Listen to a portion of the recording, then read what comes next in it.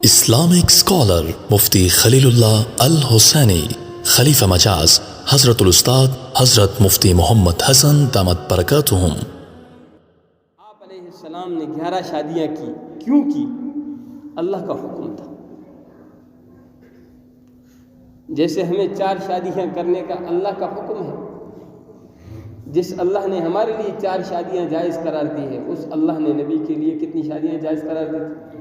11 شادیاں۔ اب جو نعوذ باللہ کافر ہے، اللہ کے حکم کو نہیں مانتا، تو ان کو پھر یوں سمجھانا پڑتا ہے کہ بڑے لوگوں کے کاموں میں بڑی حکمتیں ہوتی ہیں، بڑے لوگوں کے کاموں میں بڑی حکمتیں ہوتی ہیں۔ آپ علیہ السلام کی ہر شادی کی الگ حکمتیں لکھی گئی ہے کتابوں میں، کتابیں بھری پڑی ہیں۔ آپ علیہ السلام نے یہ شادی کیوں کی، کیا حکمت تھی؟ یہ شادی کیوں کی، کیا حکمت تھی؟ مثلا حضرت ام المؤمنین اما جان اما صفیہ رضی اللہ عنہا کے ساتھ آپ نے شادی کی، وہ یہودیوں کے سردار کی بیٹی ہے۔